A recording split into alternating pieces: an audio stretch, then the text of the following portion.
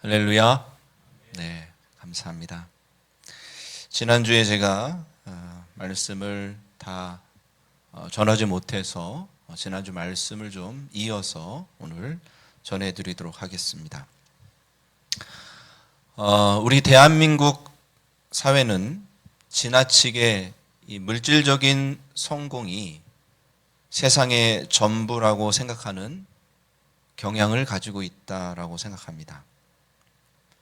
물론 돈을 버는 것이 중요하고 돈이 우리 삶에 매우 중요하다는 것은 저도 알고 우리 여기 계신 모두 여러분이 알고 있을 것입니다.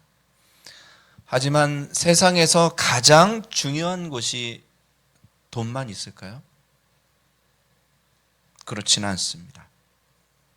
그런데 오직 돈만 중요하고 돈만이 나를 행복하게 해준다는 생각이 우리 대한민국 사람들에게 많이 영향을 미치고 있다는 생각을 합니다. 제가 10년간의 유럽의 삶과 우리 대한민국의 삶을 비교해 볼 때 가장 많은 사람들의 생각의 차이 중에 하나가 이 물질적인 것, 또 물질적인 성공으로 행복의 기준을 삼는 것에 대한 것이 상당히 큰 차이가 있다라는 생각을 저는 해봅니다. 오늘 본문 10절 말씀에 오직 돈만이, 물질적인 축복만이 자신을 행복하게 해준다는 생각, 이 생각을 오늘 본문은 돈을 사랑하는 것이라고 표현하고 있습니다. 그리고 돈을 사랑하는 것이 일만 악의 뿌리라고 말씀하고 있습니다. 오직 돈을 많이 벌어서 세상적인 성공을 거두는 것이 인생의 전부라고 생각하고 오직 돈만 생각하는 사람이 여러분 주변에 있으면 여러분 그 사람을 조심해야 됩니다. 왜냐하면 그분 마음속에 일만 악의 뿌리가 있기 때문이죠. 저는 오늘 어떤 한 사람들을 지칭해서 그분들을 비판하고 지적하려는 의도보다는 모든 인간에게 자리 잡고 있는 이 일만하게 뿌리가 될 것 같은 이 가능성의 마음들, 나도 모르게 세상으로부터 영향을 받아서 삶의 전부가 돈을 많이 버는 것이고 나를 행복해 주는 것은 돈을 많이 버는 것이라고 나도 모르게 무의식적으로 생각하는 우리의 마음에 대해서 하나님이 뭐라고 말씀하시는지 저는 오늘 선포하기를 원합니다. 지난주에 저는 자족하는 마음, 만족할 줄 아는 마음에 대해서 말씀을 드렸습니다. 성경적으로 볼 때 이 자족이라는 것은 물질적으로만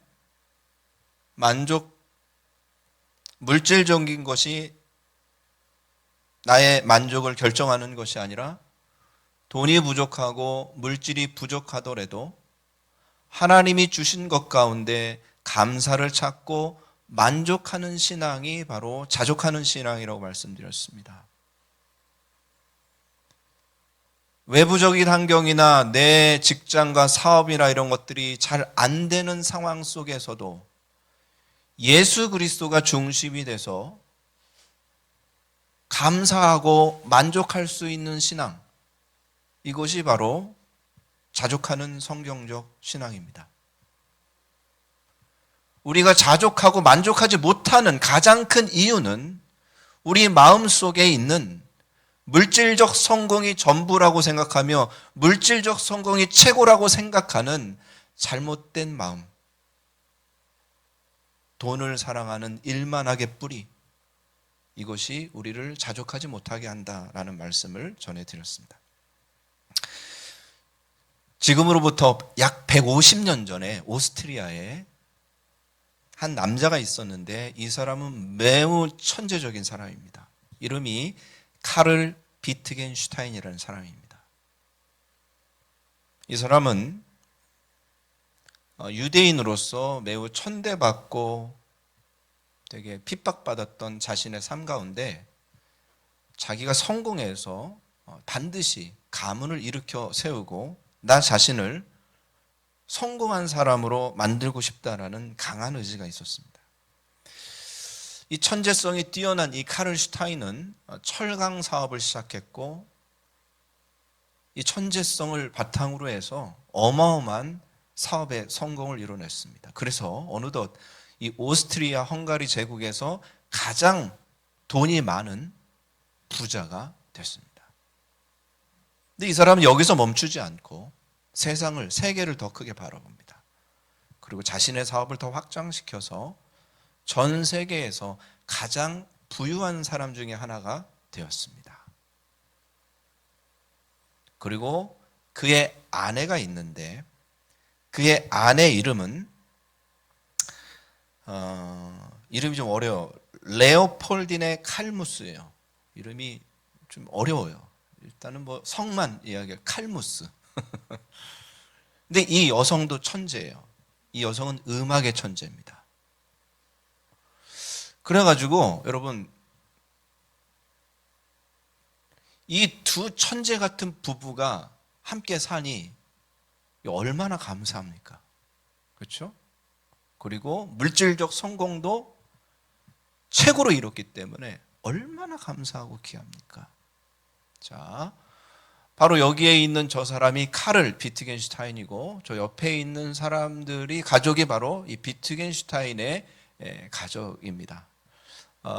아이들이 9명 있었는데 한 명은 정확한 기록이 없어요. 어려서 일찍 죽은 것으로 아마 추정하고요. 8명의 아이들이 있었습니다. 그런데 역사는 이 가문, 이 가정을 어떻게 평가하냐? 이렇게 평가합니다. 가장 부유했지만 가장 불행했던 가문이다. 이렇게 평가를 합니다. 이거 유명한 얘기예요. 진짜 많이 알려진 유명한 얘기입니다. 왜 그러냐? 첫째 아들이요. 한스 비트겐슈타인은 첫째 아들이 있었는데 미국으로 도망을 갑니다. 그리고 심리적 고통에 시달리다가 그만 자살을 합니다.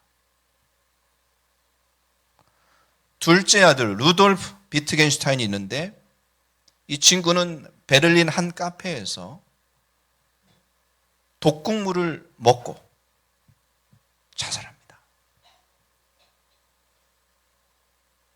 첫째 아들, 둘째 아들도 아버지, 어머니의 유전자를 받아 천재적인 아이들이었어요. 셋째 아들 쿠르트 비트겐슈타인은 전쟁에 나갔다가 권총으로 자살합니다. 여러분에게 질문하겠습니다. 세계에서 어마어마한 부자. 그래서 오스트리아 제국 안에서 예술을 하고 뭐 하는 그런 예술인들은 다 이 비트겐슈타인 가문의 궁전에 들어와서 후원을 받으며 그림을 그리고 음악을 했던 어마어마한 가문. 여러분들이 뭐 말로 아시나요 혹시? 네, 괜찮아요. 아시죠? 네. 말로도 이 집안에서 어마어마한 후원을 받고 음악 활동을 했고, 클림튼 아시죠? 네, 괜찮아요. 이 사람도 유명한 화가인데 이 사람도 여기에서 어마어마한 지원을 받고 했던. 그러니까 전 세계에 뭐 유명하다는 사람은 다 이 사람도 도움 안 받은 사람이 없을 정도로 훌륭한 어마어마한 부를 갖고 있었던 집안인데 질문 드릴게요. 왜 첫째 아들, 둘째 아들, 셋째 아들은 이렇게 비참한 어렸을 때 비참한 자살로 인생을 마쳤을까요?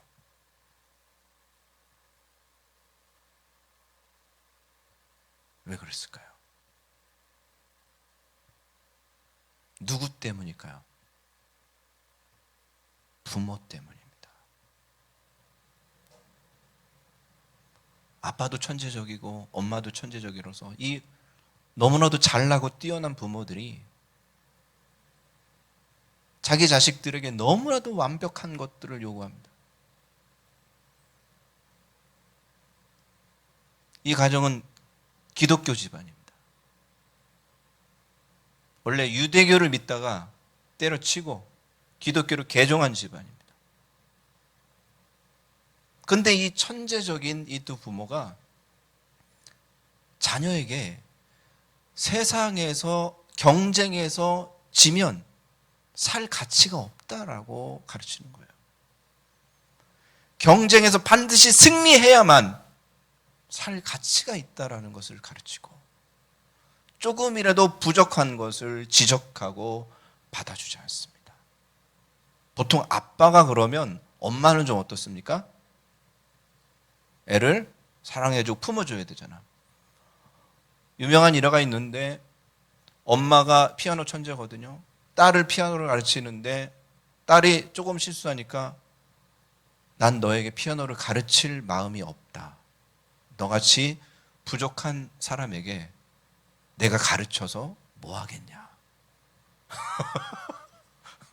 왜냐하면 자기가 너무 뛰어나니까 부족한 사람을 이해를 못하는 거예요. 어떻게 저렇게 부족할 수 있지? 어떻게 저렇게 뛰어나지 않을 수 있지? 진심으로 이야기한 것이죠.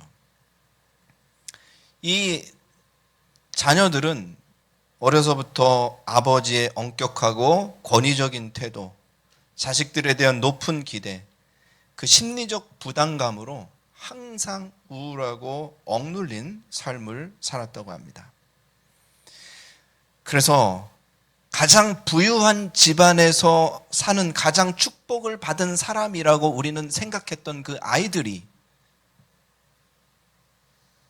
자살을 한 것이에요. 그런데 8째 아들이 있었는데 루트비 비트겐슈타인이라는 아들이 있었어요. 그런데 이 애들은 그 외 형들과 달리 너무 평범한 거예요, 얘가. 그래서 아버지가 이 애를 그냥 포기하고, 보통 그 당시 규적은 학교에 보내지 않습니다. 집에다 가정교사가 감옥걸로 다 있어가지고 세계 최고의 선생들을 집에 놓고 가르치거든요. 근데 이 8째 루트비 비트겐슈타인은 일반 학교에 보냅니다. 너무 평범하니까.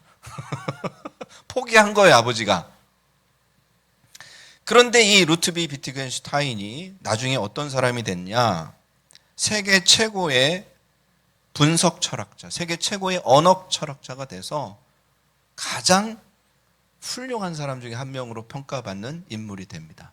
그러니까 그 집안이 어떤 집안인지 여러분 이해되시겠어요? 가장 평범한 아이가 그렇게 된 거예요.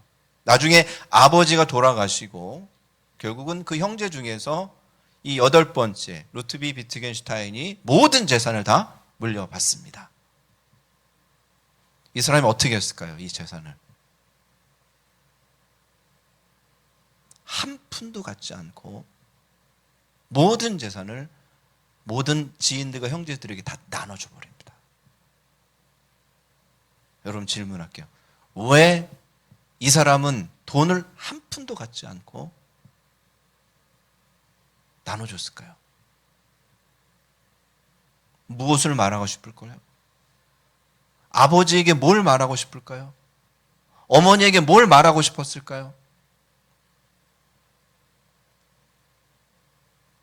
돈이 전부가 아니에요, 아빠. 세상의 성공, 경쟁에서의 승리가 전부가 아니에요, 엄마.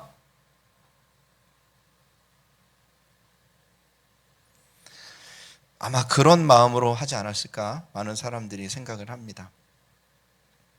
제가 이 유명한 일화를 여러분에게 말씀드리는 이유는 단 하나입니다. 우리가 자족하지 못하는 이유, 만족하지 못하는 이유는 이런 일만하게 뿌리가 되는 세상적 가치가 나를 지배하고 있기 때문이다. 그래서 내 마음속에 있는 그런 잘못된 가치관을 오늘 하나님의 말씀으로 드러내고 우리가 온전한 만족할 줄 아는 신앙을 우리가 가져야 된다라는 말씀을 드리기 위해서 이 이야기를 했습니다. 자, 우리 6절 말씀에 그러나 자족하는 마음이 있으면 경건은 큰 이익이 되느니라라고 지난주에 말씀을 드렸습니다. 왜 자족하는 마음이 우리의 경건, 우리의 신앙에 도움이 되는가? 자족은 우리 마음속에 있는 욕심을 줄여줍니다. 그래서 우리가 욕심에 끌려다니지 않고 살 수 있기 때문에 이 자족하는 마음은 우리 신앙에 큰 도움이 됩니다. 예를 들어 볼까요? 내가 만약에 내 생활에서 부정적인 것, 그 다음에 부족한 것만 찾아내고 말하고 생각한다고 한번 생각해 보세요. 그러면 우리는 이렇게 이야기합니다. 나는 이것도 없고, 나는 저것도 없고, 모두가 부족하고, 모든 게 다 부정적이라고 생각할 것입니다. 그러면 그 부족한 점만 생각하기 때문에 우리의 마음은 불안하고 불만으로 쌓이게 될 것입니다. 이런 사람들은 툭 건드리기만 해도 화를 내고 분노를 표출합니다. 자, 이런 것이 우리의 경건에, 우리의 신앙에 도움이 될 수 있을까 생각해 보시기 바랍니다. 하나님께 감사한 마음보다는 온갖 불평과 불만만 토로하고 그런 말을 쏟아내고 그것 때문에 스스로 스트레스를 만들어내고 스스로 짜증에 쩔어서 가득해서 살게 되는 이런 삶이 우리의 신앙에 도움이 되겠습니까? 아니면 힘들고 어렵고 부족한 상황 속에서도 감사한 것들을 발견하려고 노력하고 작은 기쁨 속에 만족하려는 것들을 생각하면서 균형을 이루며 살아가는 것이 우리의 경건에 도움이 되겠습니까? 하나님의 말씀은 분명합니다. 우리의 신앙이 어떻게 고정되어져야 되고 우리가 어떻게 살아야 하는지 하나님이 말씀해 주십니다. 직장인들이 자기 직장에 만족하기가 쉬울까요? 어려울까요? 어렵습니다. 근무 환경이 만족스러울 만한 회사가 세상에 몇 개나 되겠습니까? 다 부족함이 있죠. 근무 조건이 세상에 만족할 만한 회사가 도대체 몇 개나 있겠습니까? 급여가 만족할 만한 회사가 도대체 몇 개나 있겠습니까? 제가 오늘 이야기하는 것은 정말 말도 안 되는 최악의 환경을 가진 직장을 이야기하는 거예요. 그거는 직장 옮기는 게 맞아요. 그렇죠? 하지만 비슷한 그런 직장의 환경이라면 어떤 마음을 우리가 가져야 될까요? 오늘 저는 부정적인 거, 모자란 것을 절대 생각하지 말아라고 이야기하지 않습니다. 그것이 현실이라면 이야기할 수 있는 겁니다. 그러나 그것만 바라보면 자족하는 신앙이 되지 않는 거예요. 무엇을 봐야 돼요? 그 안에서 감사할 수 있는 것들을 찾아야지만 내가 균형을 갖고 내 삶을 건강하게 살아갈 수 있는 것입니다. 내 사업의 환경, 내 자녀의 환경, 모든 것들에 다 적용됩니다. 세상은 다 좋은 것만 존재하지도 않고 다 나쁜 것만 존재하지도 않습니다. 하나님이 이 세상을 창조하셨을 때 이 창조물은 완벽하고 아름다운 선한 것이었지만 인간의 타락으로 인해서 이 세상은 좋은 것도 있지만 나쁜 것이 많은 그런 세상이 됐기 때문에 우리의 직장, 사업장 모든 것 가운데 좋은 것과 나쁜 것은 같이 공존하게 되어 있는 거예요. 그런데 같이 공존하는 것에 우리의 마음은 좋은 것만 있어야 된다라고 생각하는 거예요. 그것은 어디에만 가능해요? 하나님의 나라에만 가능한 거예요. 내 생각이 잘못된 거예요. 한 사람은 좋은 것만 있어야 된다라고 생각하고 그것이 없을 때 좋은 것만 있고 나쁜 걸 생겼을 때 그걸 받아들이지 못하고 짜증내고 불만하고 스트레스 쌓아가지고 화를 내고 하는 거예요. 이건 올바른 신앙이 아닙니다. 더 나쁜 케이스는 자기의 환경 속에서 나쁜 것만 다 끌어내서 자기의 삶을 저주하고 자기는 불쌍하고 자기는 진짜 막 힘들다고만 생각하는 거예요. 물론 그런 부분도 있을 수 있어요. 이건 건강한 마음이 아닙니다. 진짜 건강한 것은 좋은 것과 나쁜 것을 둘 다 있다라는 것을 인정하는 거예요. 아멘? 어느 삶의 시기에는 나쁜 게 좀 더 많을 수도 있고 어느 삶의 시기에는 좋은 게 좀 더 많을 수도 있는 거예요. 아멘? 세상의 환경과 물질적인 것이 내 삶의 만족의 기준이 되는 것이 아니라 예수 그리스도가 내 삶의 기준이 돼야지만, 아멘? 우리는 부족한 상황 속에서도 진짜 건강한 삶을 살아갈 수 있는 것입니다. 아무것도 가지고 온 것이 없음에 아무것도 가지고 가지 못한다. 그렇죠? 우리 1,000원도 가져온 사람 없어요. 그렇죠? 그리고 갈 때 1,000원 가지고 갈 수 있는 사람도 없습니다. 아무것도 입고 온 사람 없고요. 아무도 옷을 입고 갈 사람 아무도 없습니다. 하나님 이 말씀 왜 주셨어요? 우리의 존재의 본질이 무엇인지를 깨달으라는 거예요. 우리는 나그네의 삶을 살고 잠깐 여기에서 물질적인 것들을 누리는 삶을 살 수 있는 축복을 받았어요. 하지만 그것이 전부가 아니고 우리의 본질은 하나님의 나라에 있다라는 것입니다. 그리고 우리가 가지고 갈 수 있는 유일한 것이 있는데 그것이 무엇이라고 그랬어요? 믿음. 우리가 죽어서 하나님 나라에 가져갈 수 있는 유일한 것이 뭐라고요? 믿음. 믿음이 있으면 족합니다. 이것이 오늘 7절 말씀의 해석입니다. 8절. 우리가 먹을 것과 입을 것이 있은즉 족한 줄로 알 것이라. 오 주님, 어떻게 이런 말씀을 저에게 주십니까? 저는 이 말씀을 절대 받아들일 수 없기 때문에 덮어버리겠습니다. 아니 어떻게 하나님 먹을 거가 입을 거 있으면 그걸로 족하다고요? 여러분 그렇게 하실 수 있으세요? 먹을 게 좀 집에 있어요. 먹을 음식이 있고 입을 옷이 있어. 그걸로 여러분 하나님 저는 이걸로 만족합니다 라고 얘기할 수 있어요?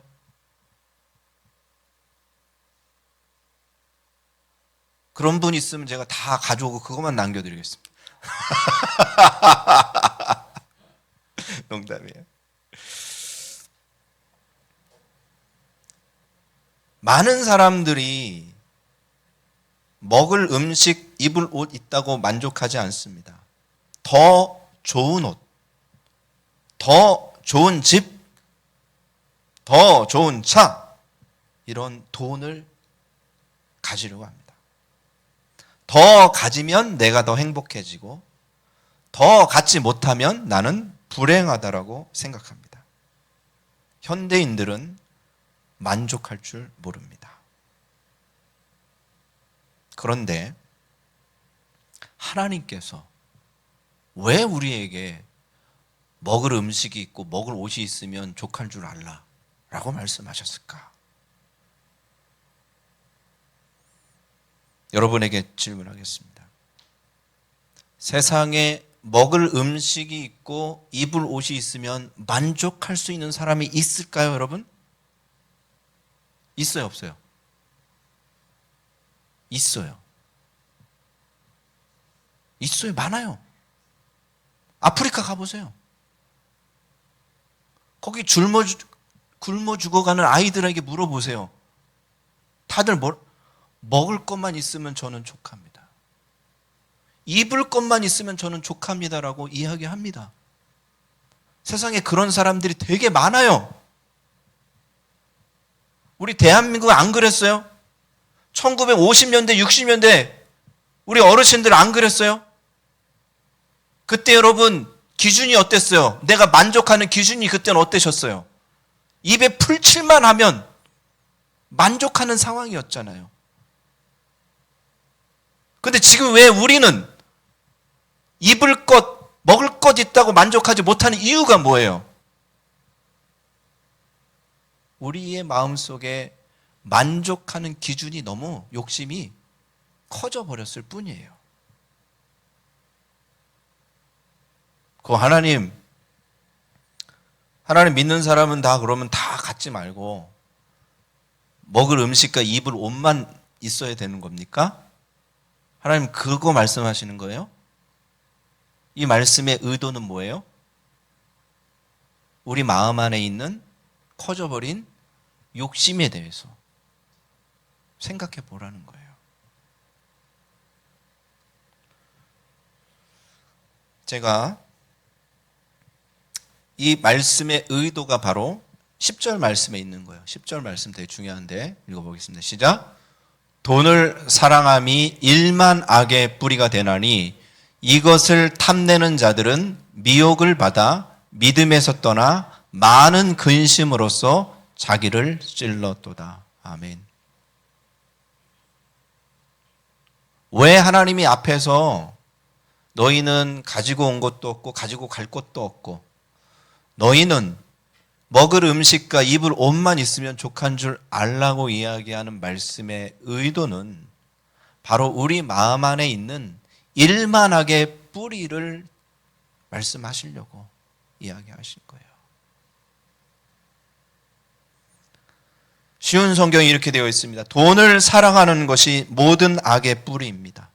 돈을 더 많이 얻으려다가 진실한 믿음에서 떠나고 오히려 더 큰 근심과 고통만 당하게 됩니다.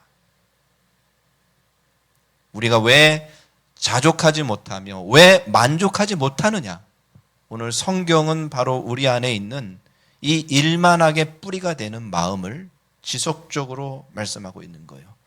이 말씀을 뒷받침해 주는 말씀이 있죠. 히브리서 13장 5절입니다. 자, 시작. 돈을 사랑하지 말고 있는 바를 족한 줄로 알라. 그가 친히 말씀하시기를 내가 결코 너희를 버리지 아니하고 너희를 떠나지 아니하니라 하셨느니라. 아멘. 건강한 믿음은 물질과 성공으로 만족하는 것이 아닙니다. 우리에게 더 중요하고 가치 있는 것이 있음을 깨닫고 하나님께 감사를 올려드리는 것이 바로 건강하고 하나님이 원하시는 믿음인 줄 압니다. 제가 우리 대한민국 사회를 연구한 사회학 자료들을 좀 찾아봤어요. 왜 우리 대한민국이 자족하지 못하는 사회가 됐을까? 왜 만족하지 못하는 사회가 됐을까? 제가 찾은 것은 6가지 이유들을 발견했는데 오늘 여기와 관련된 2가지를 오늘 여러분들에게 말씀드립니다. 첫 번째는요. 물질 성공주의 때문에 대한민국 사회는 자족하지 못합니다. 물질적 성공이 바로 인생의 목표입니다. 대한민국의 부모님들이 우리 자녀들에게 가르치고 교훈했던 가장 중요한 내용이 뭐예요? 물질적 성공입니다. 물질적 성공을 위해서 공부하라고 그랬고 물질적 성공을 위해서 인내하라고 그랬고 물질적 성공을 위해서 욕심을 내라고 우리들은 가르쳐 왔습니다. 자녀들이 물질적 성공을 거두지 못할 것 같은 불안한 마음이 들 때 자녀들을 혼내고 다그치고 힘들게 만들었던 부분들이 우리에게 있습니다. 그러다 보니 우리 사회에 물질 외에 가진 모든 것은 부질없는 것이고 그냥 그렇게 중요하지 않은 것, 이런 생각이 우리 사회에 만연해졌습니다. 그거의 산물이 뭐예요? 요즘 젊은이들? 요즘 아이들은 진짜 돈 외에는 생각하는 거 없습니다. 진짜. 그 정도로 요즘 아이들이 계산적이고 돈만 생각합니다. 두 번째는 경쟁 문화예요. 다른 사람과 경쟁해서 내가 이겨야 돼요. 내가 아무리 성취를 이루더라도 누구와 비교했을 때 내가 그것이 못하다고 생각하는 순간 불행하다라고 생각하는 거예요. 그래서 중학교 때 공부를 잘한 친구들이 공부 잘하는 애들끼리 모인 학교를 가잖아요. 거기에 나머지 일부는 빼고 다 불행해져요. 왜 그렇죠? 경쟁에서 지기 때문이에요. 중학교에서 1등, 2등 하는 애들이 그런 1등, 2등 모인 애들이랑 가가지고 반에서 15등, 16등 하는 거예요. 그럼 걔네들이 어떤 생각하는 줄 알아? 나는 진짜 바보 같고 쓸모없고 쓸데없는 인간이다. 안타깝죠. 바보 같은 생각이죠.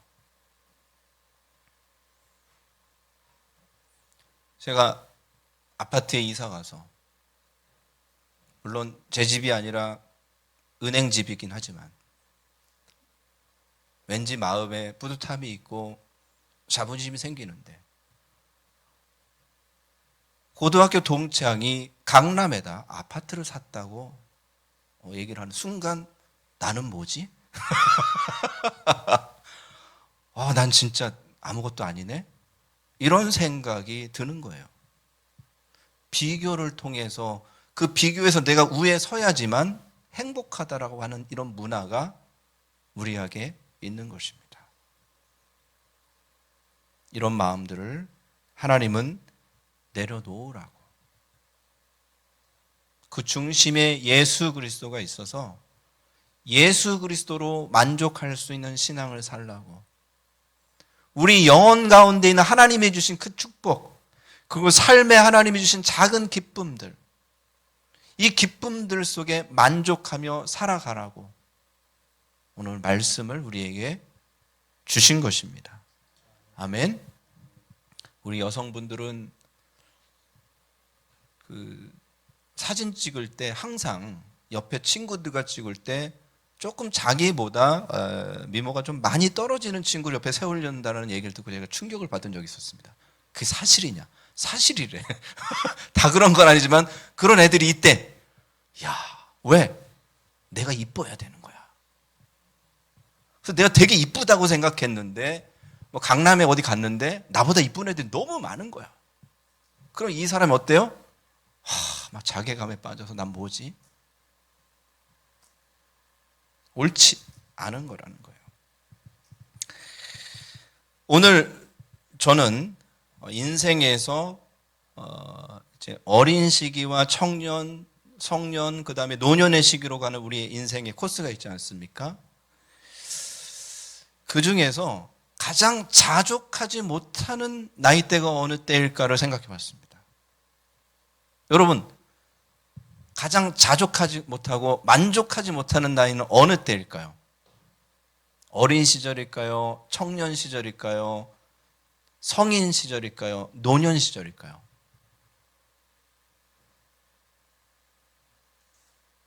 노년 시절에 여러분 만족할 만한 거 있습니까? 없습니까?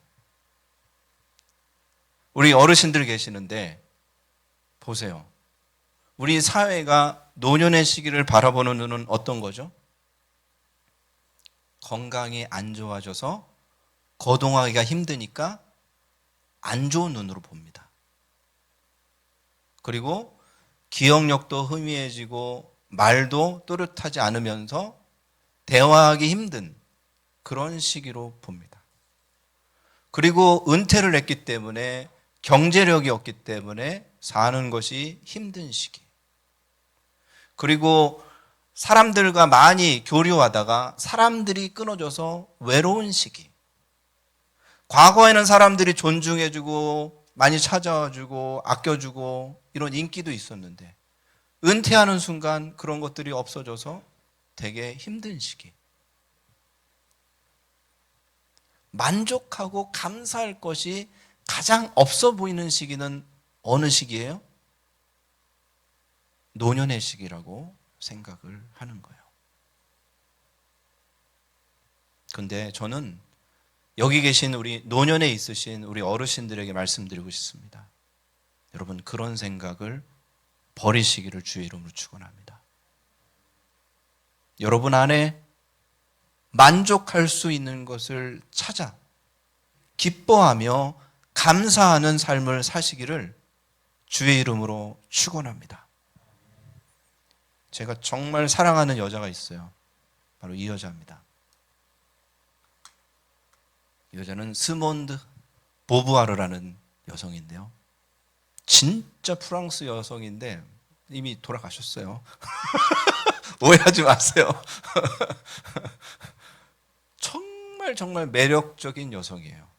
외모도 그렇지만 이 생각이 너무너무 매력적인 분인데 이분이 남겼던 수많은 책들 중에서 노년이라는 책이 있어요.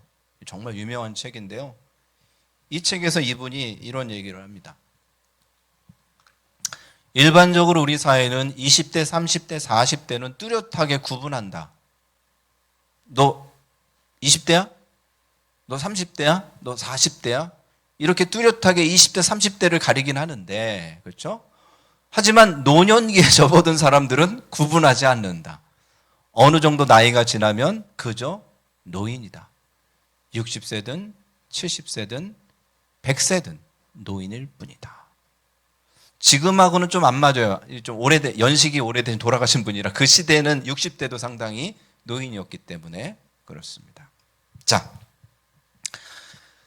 이 보부아르가 이야기하는 건 노인들에게 이런 말을 합니다. 노년의 시기는 쇠락하고 쇠퇴하는 시기로 바라봐야 되는 것이 아니라 또 다른 삶의 단계고 인간 누구나 경험하게 되는 새로운 축복이 있는 단계로 생각하자라는 거예요. 젊은 시절에는 내가 생각하지 못했던, 몰랐던 것을 깨달을 수 있는 시기가 언제예요? 노년의 시기예요. 우리 어르신들과 대화를 해보면 젊었을 때는 내가 몰랐는데 이제 나이가 들어보니까 인생이 보이기 시작한다. 내 삶이 깨달아진다. 이것은 오직 노년의 시기에 가질 수 있는 축복이라는 거예요. 젊은 시절에는 큰 집이나 큰 재산이 있어야만 행복하다라고 생각해서 정신없이 살아왔는데 지나와 보니까 그거 다 허물이다. 지나와 보니까 작은 삶의 기쁨들이 나에게 소중한다라는 것을 알게 된다라는 것입니다. 여러분, 힘들고 어렵고 부정적인 노년의 상황 다 있습니다.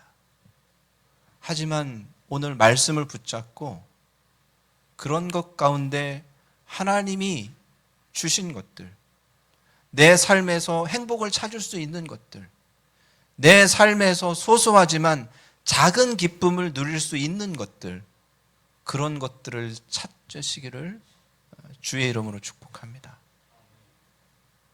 육신적으로, 물질적으로 나에게는 많은 것들이 부족하지만 내가 바라보는 예수 그리스도와 하나님이 주시는 영적인 축복들에 감사를 고백하며 살아가시기를 주의 이름으로 축원합니다. 영상 하나 보고 마칠 텐데요. 여러분, 그 라디오 진행자 중에 서유석이라고 유명하죠? 아시죠? 네. 그분이 노래를 하나 만들었는데 노래가 너무 재밌어요. 영상 한번 보겠습니다. 노인 인구가 대한민국에 이렇게 철철 넘쳐 흐르는데 너는 기타도 치고 멜로디도 좀 만들고 노래도 하지 않니? 야, 그 사람들을 위해서 너와 함께 부를 노래 하나 만들어서 우리 젊은이들 앞에 씩씩하게 부르자. 그 노래 제목이 너 늙어봤냐? 나 젊어봤다. 이게 노래 제목입니다. 그래서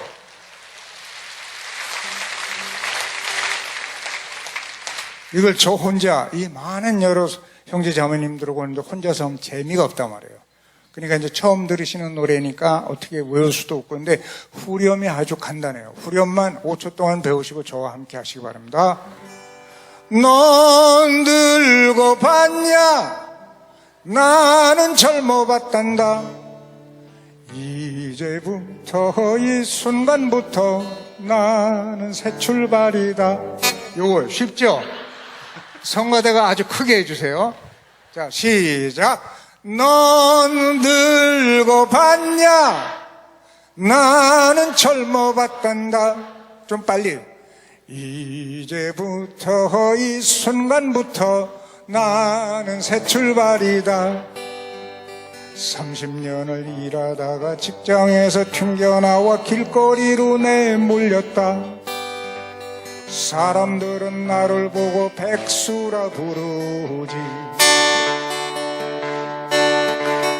월요일에 등산 가고 화요일에 기원 가고 수요일에 당구장에서 주말엔 결혼식장 밤에는 상가집. 둘 시작.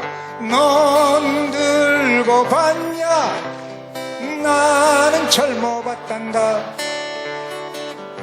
이제부터 이 순간부터 나는 새 출발이다. 세상 나이 90살에 돋보기도 안 쓰고 보청기도 안 낀다. 틀니도 하나 없이 생고기를 씹는다. 누가 내게 지팡이를 손에 쥐게 해서 늙은이 노릇하게 했는가. 세상은 30년간 나를 속였다. 둘 시작. 넌 늙어봤냐? 나는 젊어봤단다. 이제부터 이 순간부터 나는 새 출발이다. 네, 좋습니다. 여기까지. 재밌죠? 너 늙어봤냐? 나 젊어봤단다. 상당히 재미있는 생각입니다. 그리고 이제부터 새 출발이다. 상당히 마음에 와닿는 가사인데요. 정리하면 그렇습니다. 만족하는 마음, 하나님이 원하시는 마음입니다. 특별히 우리 어르신들, 만족하기 힘든 상황이라는 세상의 인식을 깨버리세요. 세상이 나에게 말하는 것에 속지 마세요. 내가 살아가고 있는 이 시기는 하나님이 주신 또 하나의 귀한 시기입니다. 이 시기를 의미 있고 가치 있게 살아가시기를 우리 어르신들, 우리 성도님들께 주의 이름으로 축복합니다. 우리 기도하겠습니다.